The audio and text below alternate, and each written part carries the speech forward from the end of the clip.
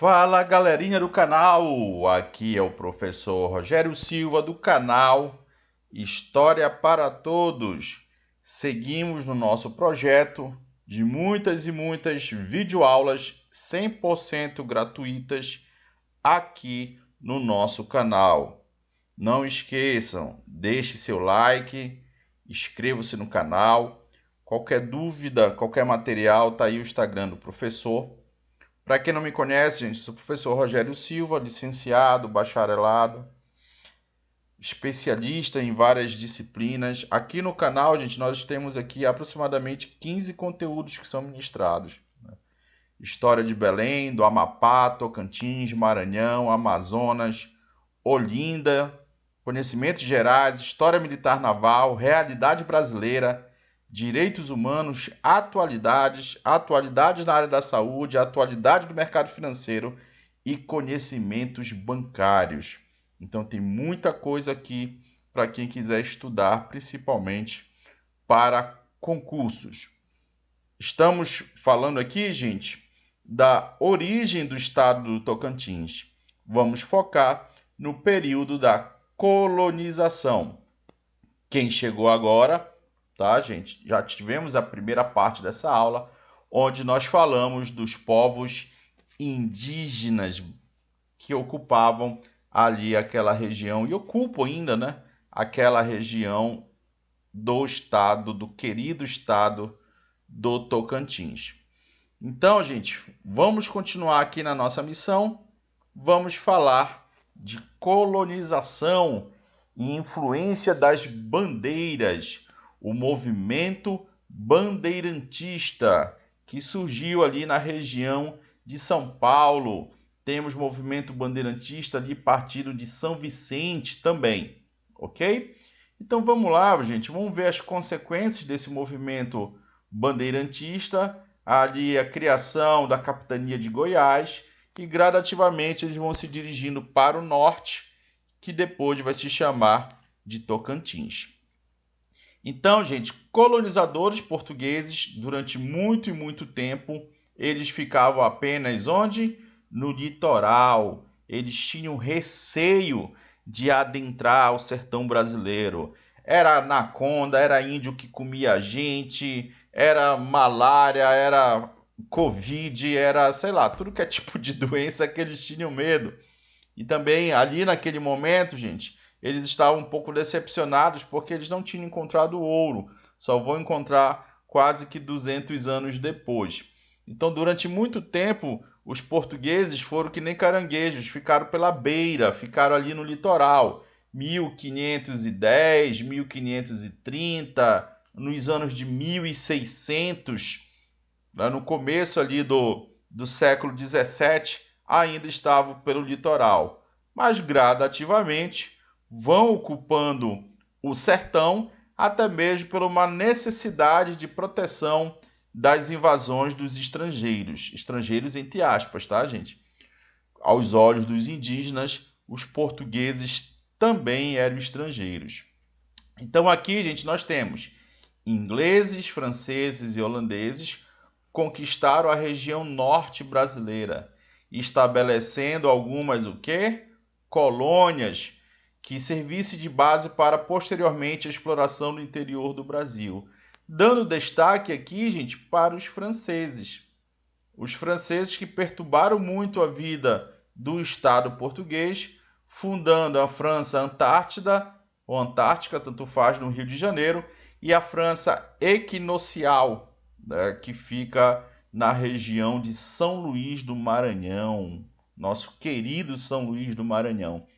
Então, gente, essa galerinha aqui, ingleses, franceses e holandeses, e logicamente até mesmo os espanhóis, que estão ali, o Tratado de Tordesilhas, ele quase que divide a região do Tocantins, mas boa parte do Tocantins estava do lado direito, do lado português, tá bom, gente?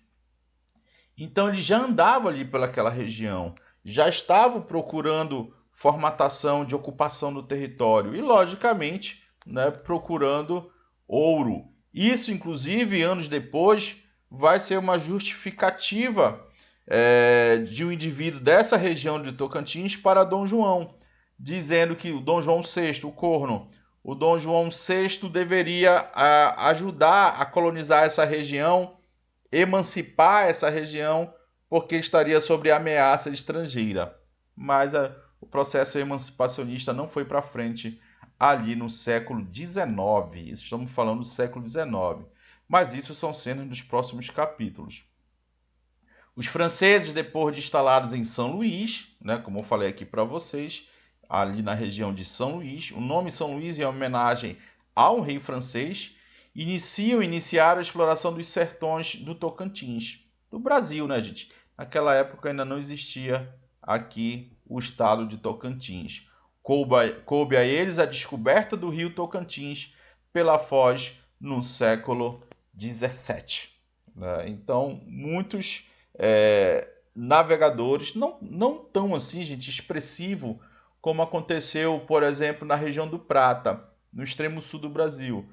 Mas alguns ali, como Daniel de la Toche, alguns exploradores franceses andaram por ali, pelo sul do Maranhão, pelo sudeste do estado do Pará.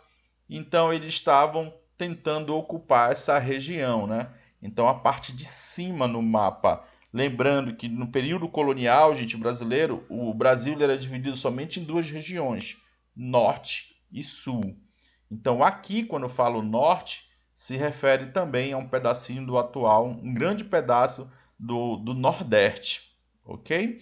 Então tá aqui, olha, aqui tem um mapa que tenta mostrar essa presença dos estrangeiros aqui, olha. O que seria a França equinocial? Então você vê aqui, olha, limites aproximados da França equinocial. Pega aqui até Jericoacoara, olha, linda e maravilhosa Jericoacoara que está sendo destruída pelo turismo predatório, olha. Macapá, Ilha do Marajó. Então, como diz o caboclo, você desce um pouco mais para baixo, desce para baixo. Aqui nós temos a região do Tocantins, né? Aqui, inclusive na imagem aqui mostra um bandeirante tentando negociar com o indígena, né? Aqui é um pouco uma visão um pouco romântica. Então, gente, nesse período colonial, o Tocantins recebeu a visita de franceses principalmente. Isso pode ser cobrado na sua prova, no concurso da PM, no concurso da Polícia Civil, no concurso da Assembleia Legislativa de Tocantins. Beleza? O rio Tocantins foi um dos caminhos para o conhecimento e exploração da região, onde hoje se localiza o estado, né? Então aqui eu destaco a importância do rio, né? O rio muito importante para a economia atual, muito importante hoje no século XXI para o deslocamento de mercadorias, de bens, de serviços. Aqui no período colonial também era de suma importância para os exploradores, para os franceses, para os jesuítas e, logicamente, para os portugueses. Anos depois dos franceses, os portugueses iniciaram a colonização da região pela decidida ação de quem? Da Companhia de Jesus. Amém? Eu estou ouvindo amém? Aleluia, irmão. Os jesuítas estão andando pela região. Século XVII, né, século XVIII, eles estão ali pela região. Na verdade, gente, os jesuítas estavam por toda a região do Brasil, com a moralização, com a sacramentalização, com a doutrinação. Juntando esses três elementos, nós temos o quê? A catequese. Então, beleza, gente? Então, primeiramente, nós falamos dos franceses e agora estamos falando dos jesuítas. Ainda no século XVII, os padres da Companhia de Jesus fundaram as aldeias missionárias da Palma, né, atual Paraná, e do Duro, atual Dianópolis. Então eu consegui esse mapa aqui, gente, histórico, muito bacana, muito difícil, né, de conseguir aqui nas minhas pesquisas, Porque enquanto historiador, gente, eu tenho que fazer o cruzamento de fontes. E agora eu estou fazendo uma especialização em geografia, aí que eu estou mais apaixonado por mapas aqui, olha. Então aqui você tem o Rio Araguaia, aqui você tem o Rio Tocantins, Itaqui, Duro, né? Amaro aqui do leste, Vila Boa, olha aqui, Vila Boa do Goiás, Carretão. Então você vê a presença desses aldeamentos goianos. Na época não existia o estado de Tocantins, né? Então essa aqui é a primeira fase, né? Então observamos isso, gente, no século XVII, observamos isso no século XVIII também. No XVIII, gente, vai ser muito mais aqui na região ao norte aqui do que nós estamos estudando, ok? Então aqui nós temos Santana do Rio das Velhas no século XVIII, São Francisco Xavier ou Formiga no século XVIII, São José do Duro em 1751 estarão consolidados como aldeamentos. Professor, o que é um aldeamento? O aldeamento é uma fazenda. O aldeamento é um latifúndio, tá? O aldeamento é quando você tem um latifúndio produzindo batata, arroz, banana, relógio, sino de igreja, tudo comandado pelas ordens religiosas. Aldeamento pode usar aqui a palavra aldeia, tá? Aldeia missionária. Então elas foram instaladas ali no século XVII e foram solidificadas, consolidadas no século XVIII. E algumas dessas aldeias promoveram o surgimento depois de vilas, né, de lugarejos, de cidades, né, de núcleos populacionais, tá certo? Então, aldeamentos, a formatação de aldeamentos fazem parte do processo de colonização de Goiás, de Tocantins e de muitas e muitas regiões, gente, do sertão desse Brasil, como por exemplo do Amazonas. Quando eu estou dando aula de história do Amazonas, eu falo bem isso para a galerinha que vai fazer esse concurso, ok? Seguimos aqui, olha. O norte de Goiás, logicamente, como nós sabemos, deu origem ao atual estado do Tocantins. Segundo a historiadora Aparente, lá em 1999, na década de 90, a região foi interpretada sobre três versões, como se tivéssemos três momentos, né? A região do que hoje nós conhecemos como Tocantins e hoje é Goiás era apenas citada como um ponto de noção geográfica. Tu vai para onde? Eu vou para Minas dos Goiáses. Você vai para onde? Eu vou para Goiáses. Então era uma referência, né? Assim como na década de 80 no Brasil, você perguntava para o nordestino, para onde é que você vai? Ah, eu vou para o sul. O sul não era sul, tá, gente? Era São Paulo e Rio de Janeiro. Eu vou tentar melhorar de vida, eu vou tentar dar acesso à educação para os meus filhos, eu vou lá para o sul. Então, no primeiro momento, é um ponto de referência geográfica. Muitos historiadores trabalham com isso, né? Depois, o segundo ponto aqui que ela aponta, o segundo item que é colocado aqui, a região de Goiás, que depois vai se transformar em Tocantins, estou sendo até repetitivo, né?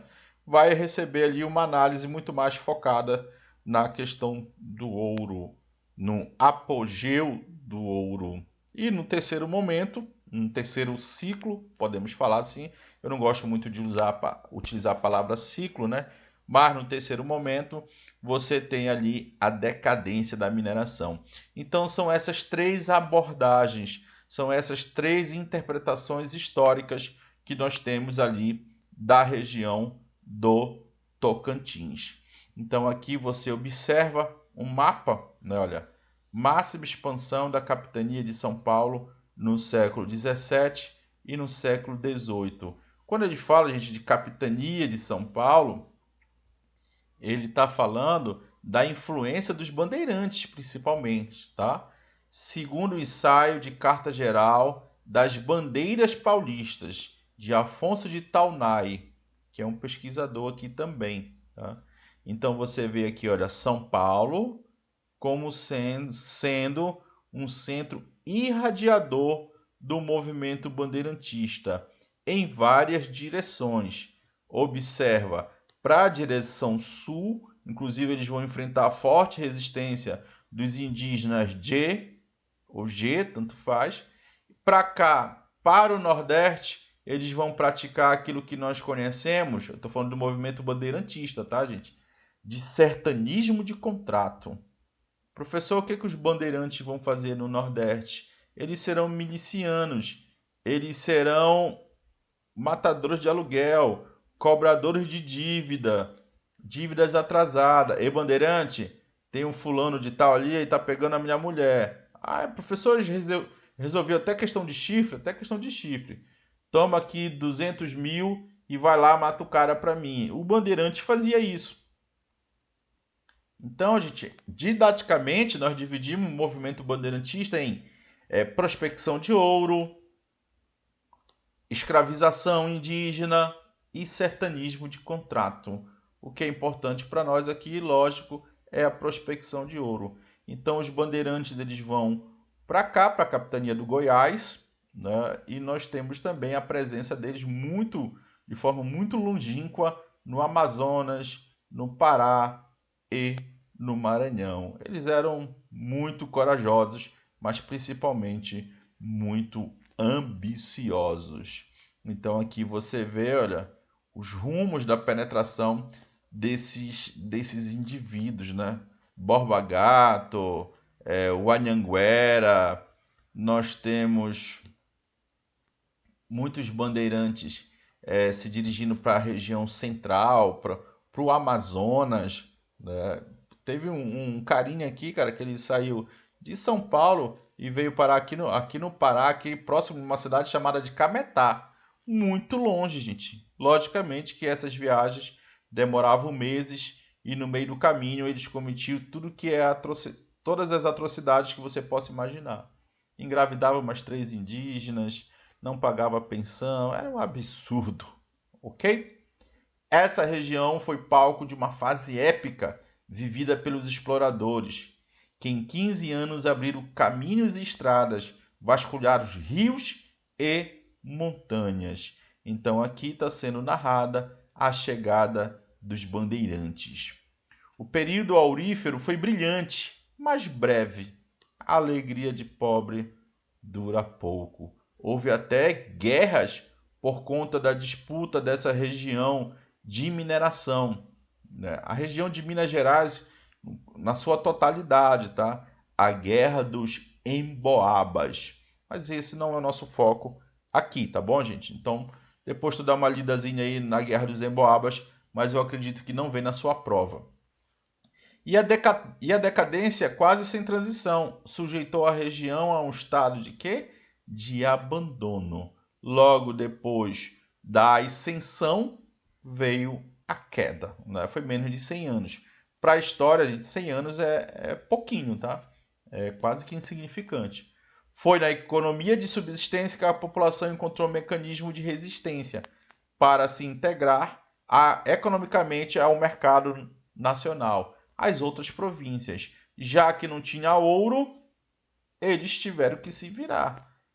E daí vai surgir a forte característica também da pecuária, da agricultura, né? Então eles tiveram que dar um jeito aqui, eles tiveram que desenvolver outra atividade que gerasse lucro, né? Essa integração foi se concretizando baseada na produção da agropecuária que predomina até hoje e constitui a base econômica do estado do Tocantins, né? Lembrando aquilo que eu já falei na aula passada, a agropecuária, gente, é muito bacana, é muito importante. Nós gostamos de comer a picanha, né? Nós gostamos de uma soja, né? Nós gostamos do que vem da agropecuária. Mas esse meio de produção, ele tem que ser sempre legal, né, gente? Legal que eu falo de seguir a legislação ambiental, trabalhista e ser algo que gere emprego e renda de forma justa, né? De forma dentro da legislação contemporânea. Então, gente, esse período de colonização, ele era meio que comum, tá? O que nós temos hoje como estado de Goiás e Tocantins, ao restante do Brasil. Por isso que eu trouxe aqui um grande historiador, né, o Caio Prado Júnior, lá na sua obra, ainda na década de 70, ele mostra o que é a colonização do Brasil, o que é a colonização do que hoje nós chamamos de Centro-Oeste, né? Incoerência e instabilidade no povoamento. Ainda estava começando esse processo de povoamento no Centro-Oeste. Pobreza e miséria na economia. Então a economia não era estável, como diz aqui, olha, instável. Hoje a economia, gente brasileira, ela não é linda e maravilhosa, mas ela é estável. Ela está entre as 10 maiores economias do mundo. Embora tenhamos o grande problema da concentração de riqueza.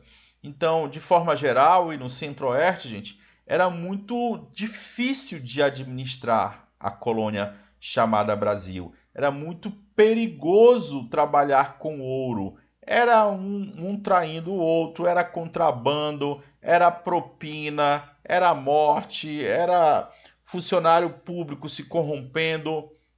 Era um verdadeiro inferno a região de Minas Gerais. É isso que o Caio Prado Júnior traz aqui, ó.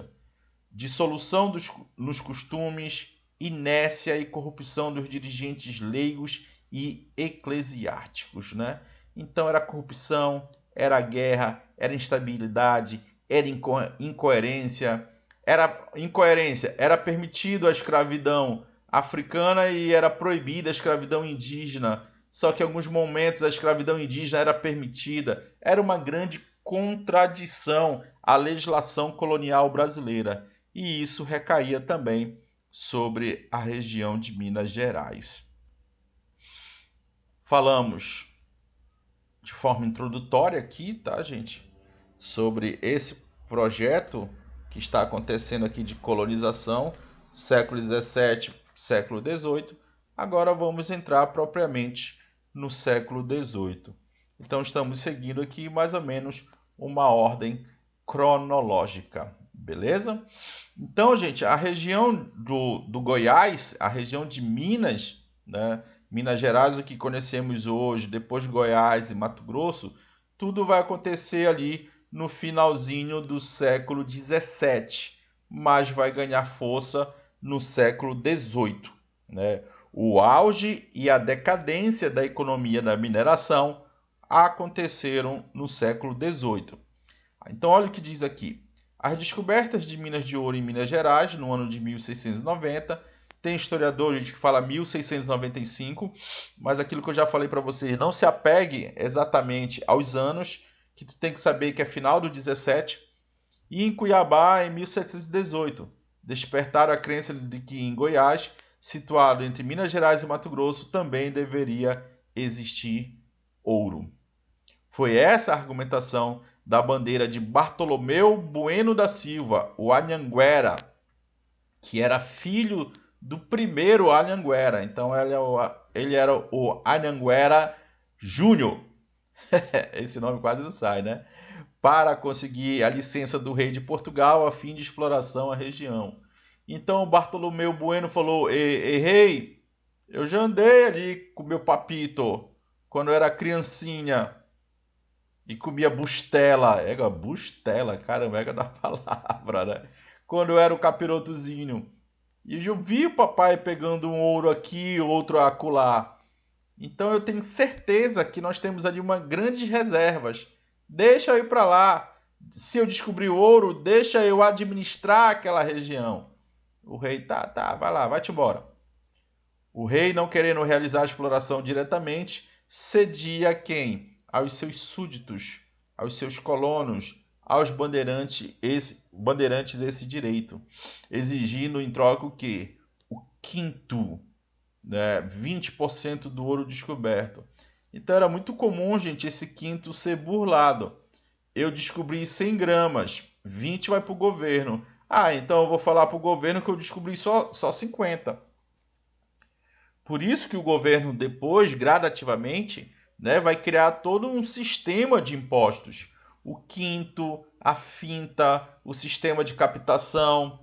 as casas de fundição, a derrama, inclusive a ameaça de derrama vai gerar a Inconfidência Mineira. Então, hoje, o Brasil é um dos países que mais se paga imposto no mundo. Até para morrer a gente paga imposto. E isso é facilmente explicado historicamente, né? Tá na nossa história. Um grande contingente populacional deslocou-se para a região a partir do momento que foi descoberto o ouro. Então, para lá foi o garimpeiro, foi o comerciante, foi o tropeiro, foi a profissional do amor, a profissional do job, foi. Foi todo mundo para lá. Foi o dentista, foi o pistoleiro, foi o advogado. Então, isso vai contribuir decisivamente para a permanência das pessoas na região. Tá? Muitas pessoas vão, mesmo com a decadência do ouro no século XVIII, e não vão mais retornar para os seus pontos de origem. E vão ter que se virar lá com a agropecuária, como já falei para vocês. Então o ouro ele acaba se transformando num fator de crescimento demográfico, né, do processo aqui inclusive de urbanização. Se você conhece Minas Gerais, quem está me ouvindo aí de Minas Gerais sabe, a distância de uma cidade para outra, a malha viária de Minas Gerais é muito grande, né, por estar ali, entre aspas, no centro do Brasil. Nós sabemos que o centro do Brasil ali Tocantins, né? Já falaram que era Mato Grosso, né? Não, não, agora bora botar aqui Tocantins na praça, arredar o centro, né? É a região centro-oeste, lógico, né? Mas muita gente passa por Minas Gerais para ir para o sul, para o nordeste, para o sudeste, para a Amazônia e para tudo que é lugar, né? Diziam possuir montanhas de ouro. De novo esse papo.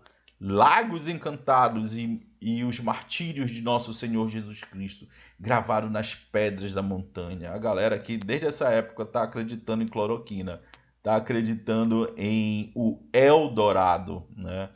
Esse Eldorado, né, esses rios com ouro líquido, é uma lenda muito antiga, inclusive foi transportada também ali para o Amazonas. Né? Quando eu estou dando aula de história do Amazonas, também eu falo a mesma coisa que está aqui, gente. Né?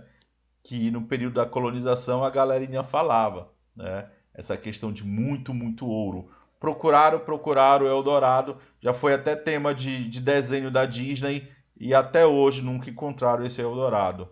Então aqui faz parte da mitologia colonial brasileira, né? De uma lenda colonial brasileira. Diante dessa expectativa, reinou nos primeiros tempos a anarquia. Era gente matando gente, era roubalheira, era corrupção, pois era a mineração alvo de todos os desejos. E aí o governo depois vai criar a intendência das minas, vão criar o distrito diamantino, o negócio começa a se organizar bonitinho, tudo para explorar de forma mais rápida e eficiente o ouro na região de Minas Gerais e na região de Goiás.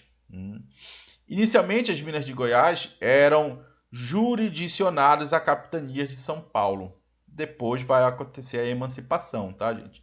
Na condição de intendência. Como a capital, Vila Boa, e sob a administração de Bueno, né? A capital, aqui Vila Boa, de Goiás, e quem ficou responsável pela parada, o descobridor, a quem foi atribuído o cargo de superintendente das minas dessa região. Aqui, gente, nós abrimos um pouco mais o parêntese, né? Vamos abrir aqui um parêntese para falar dessa figura, né? Dessa figura polêmica. Né? Alguns observam ele como herói, outros observam ele como uma figura mais violenta, né? Que matou, que escravizou e tudo mais. Esse debate ele é muito forte em São Paulo, né? Com o movimento bandeirantista. Na frente do Ibirapuera você tem ali um monumento lindo e maravilhoso, né? Que homenageia os bandeirantes. Você já teve a população tocando fogo em estátuas de bandeirantes em São Paulo. Então hoje a historiografia ela vê com um pouco mais de cuidado essa ideia desses bandeirantes serem corajosos, muito importantes para o conhecimento geográfico da região, com uma visão de herói. Logicamente que eles tiveram a sua importância, né? Mas eles fizeram isso porque eles queriam dinheiro, né, gente? Porque eles queriam grana, escravizar e ponto final, né? Bartolomeu Bueno da Silva foi um explorador paulista e descobridor de jazidas auríferas ali na região de Goiás, próximo aqui de 1725. O pai dele era conhecido como Diabo Velho. Será se o cara ele era tranquilo? Será se ele matou gente? Notabilizou-se pelas enormes jornadas em terras matogrossenses e goianas, chegando à cabeceira do rio Tocantins no final do século XVII. Então, o Diabo Velho, o Anhanguera ponto 1, andou ali demais por Mato Grosso e Goiás, né? Em 1682, aos 12 anos, Bartolomeu já participava de sua primeira expedição junto com seu pai, né? Então ele já viajava com Papito para um lado e para o outro. Em 1701, estabeleceu-se em Sabará, mais tarde em São João do Paraíso e Pitangui. Com a eclosão dos conflitos entre os emboabas e paulistas, tá aqui, olha, emboabas significa os estrangeiros, tá? Aqueles que vêm de fora, na linguagem indígena. Bartolomeu mudou-se para a capitania de São Paulo. Então aqui nós temos um resuminho da vida de Bartolomeu. Olha ele aqui, muito bonitão, coisa fofa do titio, né? Aqui uma estátua para homenagear ele, né? Então será se ele é valorizado em Goiás? Centro de Goiânia, entre a Avenida Goiás e olha o nome, Anhanguera. Vê se tem uma avenida chamada Rogério Silva. Não tem, pô. Rogério Silva, ele é insignificante, mequetrefe para a história do Brasil. Mas o Anhanguera tem, né?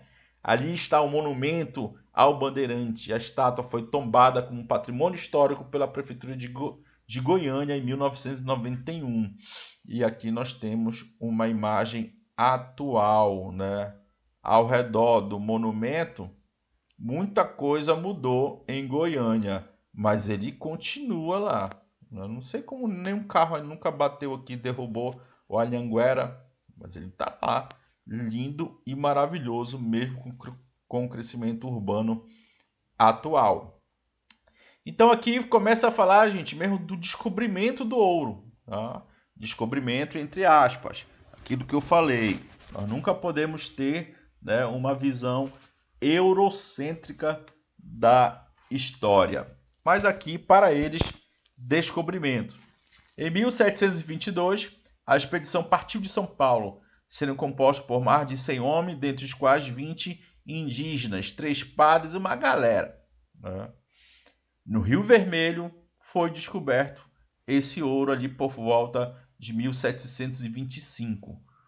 Ali o Anhanguera fundou o Arraial de Santana, né? E no Rio Ribeirão das Cabrinhas também conseguiram encontrar ouro. Ei, alegria, alegria, alegria, alegria.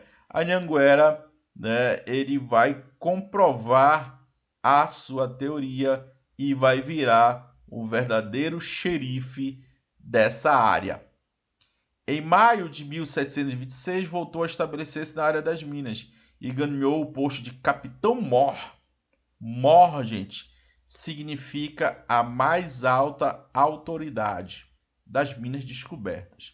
Estabeleceu o povoamento que em 1739 foi levado à vila. Aqui outra região, né? Já a Vila Boa de Goiás, que é a atual região aqui que nós conhecemos no período contemporâneo aqui em Goiás, né? Então, filho de Deus, é isso. O que tu tem que memorizar para tua prova? Arraial de Santana, Rio Vermelho, o bonitão aqui das tapiocas, que ele era filho do diabo. Caraca, ele era filho do diabo, né? Você tem que ter um olhar crítico, que ele não era um lindo e maravilhoso herói. É isso que tu tem que saber para tua prova. Ai, professor, eu tenho que saber aqui 1739, mas não foi em 1738, não foi em 1725, 26, não, filho de Deus. Te acalma. as provas, né, principalmente a partir dos anos 2000, gente, estão tendo pontos bem mais reflexivos do que essa questão de decorar datas, nomes. Não são mais assim as provas de história, tá bom? Fique calmo, vai dar muito certo. Você vai passar no seu concurso público aí. Eu quero que você fique numa cidade próxima ao Jalapão, que eu vou me hospedar de graça na tua casa. Professor, vem aqui no Jalapão. Eu vou me hospedar. Vai ser muito lindo e maravilhoso lembrar na época que você não era funcionário público do Tocantins. Ai, professor, naquela época eu estava assistindo só as aulas e agora eu estou quase rico, ganhando 70 mil reais por mês. Acusado de sonegação de renda reais por receber arrobas de ouro do fisco, foi processado a Anhanguera e o direito de passagem lhe foi retirado. Perdeu prestígio junto à coroa e seu poder foi progressivamente limitado. Faleceu pobre praticamente ali em Goiás em 1740. Beleza, galerinha? Então isso aqui foi um resuminho do bonitão das tapiocas. O bonitão aqui, gente, ele é tão bonitão que você observa, gente, estátua dele, até mesmo ali na Avenida Paulista, né? No Trianon, no Parque Trianon. O bonitão tá aqui, né? Gente, logicamente que o Anhanguera não foi o único, né?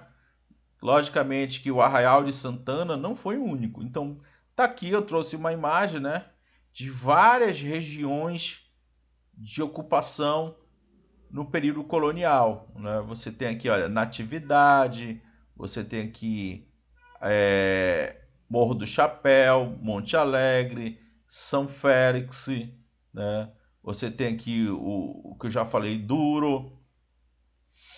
Então, os bandeirantes andavam por aqui, tá? O Anhanguera foi apenas um deles, tá? Então é isso que eu quero deixar claríssimo aqui para vocês. Aqui você tem o Rio Araguaia, aqui você tem o Rio Tocantins, né? Então olha aqui, olha. Foram intensificadas as investidas de bandeirantes em território goiano, que culminaram com a apropriação das minas de ouro dos índios goiáses, que seriam extintos dali para mais rapidamente do que o próprio metal. Então aqui, gente, você não pode esquecer, né, a questão indígena. Nós encontramos aqui, eu falei bastante na aula passada, nós temos aqui um etnocídio, a morte, a chacina desses indígenas aqui. Ali onde habitava a nação Goia, Bartolomeu Bueno Silva fundaria em 1726 o Arraial de Santana, que eu já falei aqui. Pouco mais de uma década depois, em 36, o local seria levado à condição de vila, também já falei. Nessa época ainda pertencia à capitania de São Paulo e o processo de emancipação aconteceu ali na primeira metade ainda do século XVIII. 1748, Goiás se separa de São Paulo. Como consequência da mineração, gente, irão surgir vários e vários povoamentos. Vários núcleos irão surgir, porque, como eu falei, vai ali promover o surgimento de... vai ocorrer o crescimento demográfico, né? Se hoje descobrirem muito ouro ali na cabeça do cachorro, no Amazonas, você vai ver milhares de pessoas indo para lá, mesmo sendo uma região muito, muito distante do que nós entendemos como centro do Brasil. Então é um processo natural, tá? Então, graças à mineração, nós temos aqui o surgimento das primeiras cidades, podemos assim dizer. Logicamente, no que cidade eu falo só para você entender, não era uma cidade de fato, né? Eram lugarejos, eram povoamentos. Então aqui eu pego como exemplo Natividade, tá aqui, olha, Natividade no mapa atual, né? E outros povoamentos que vão surgir aqui no século XVIII. Né? Como eu já falei para vocês, aqui o quinto ele era cobrado de forma muito violenta. Né? Eu já falei para vocês o que era o quinto. e agora eu tenho que colocar aqui que o quinto ele era cobrado de forma muito violenta.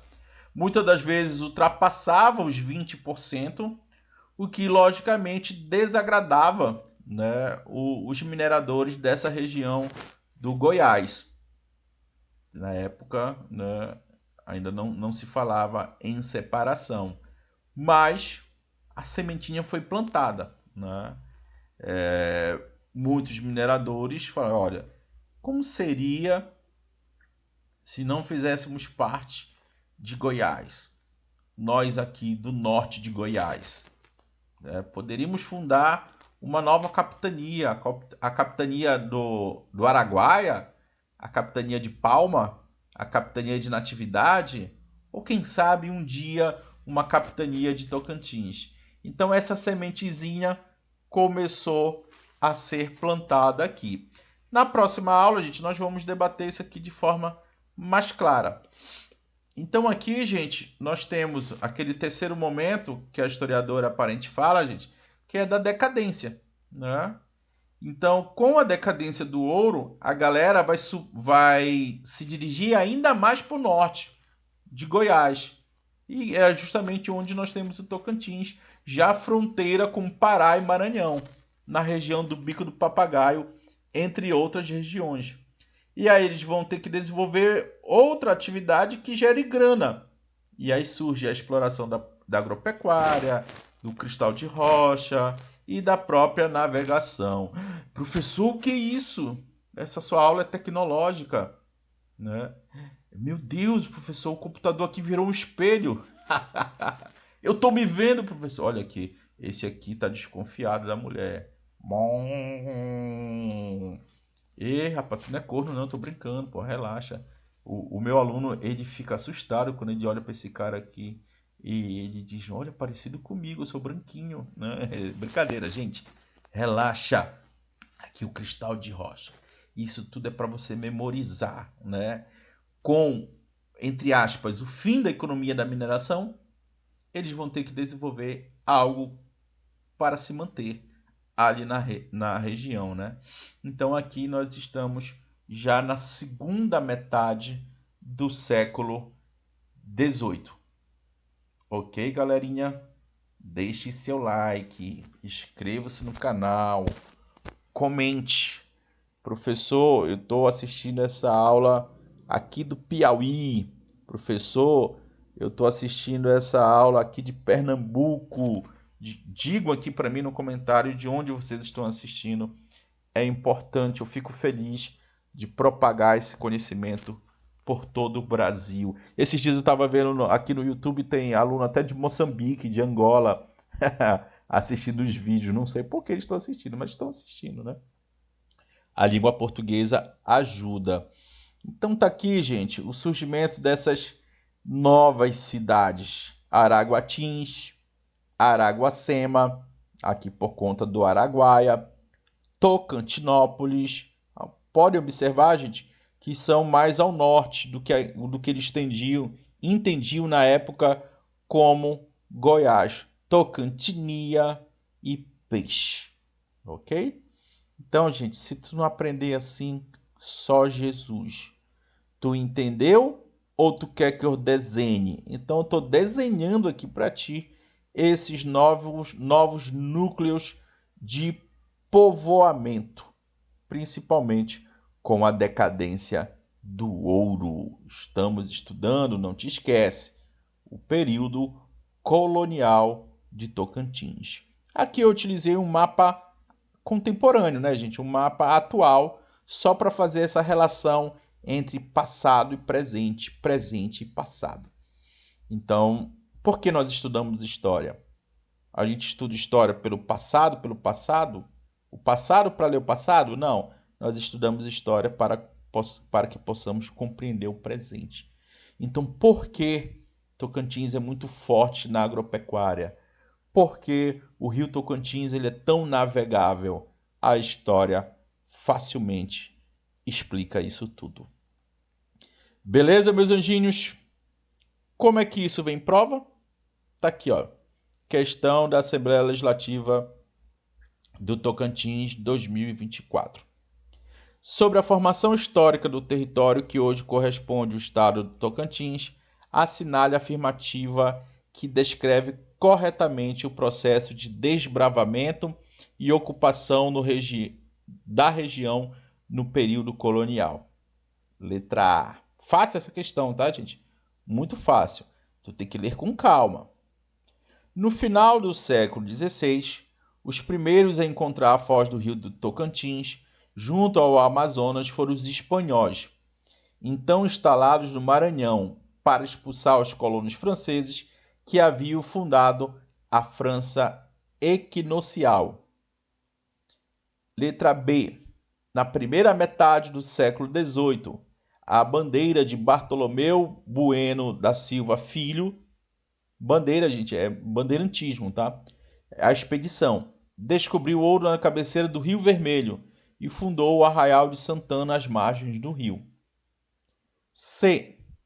Nos anos de 1730 e 1740, foi encontrado ouro no norte de Goiás, incentivando a fundação de cidades sob jurisdição de Salvador, como Natividade, Almas, Chapada, Pontal e Porto Real, etc. D. O declínio da mineração se acentuou na passagem do século XVIII para o século XIX, agravado pela instituição de um novo imposto, a captação, cobrado proporcionalmente ao número de escravos de cada minerador. Letra E. Na segunda década do século XIX, em decorrência da crise da mineração, a região estava em uma situação de abandono, como relatado por Teotônio Segurado, futuro governador da Capitania do Norte. E aí, filho de Deus? Dá pausa no vídeo aí, raciocina, pensa, leia, releia, volte o vídeo. É muito bacana a aula no YouTube, gente. Quando eu era aluno do ensino médio, né, na graduação, não tinha YouTube dessa forma que tem hoje pra gente assistir aula. Só era vídeo de cachorrinho escorregando na água, né?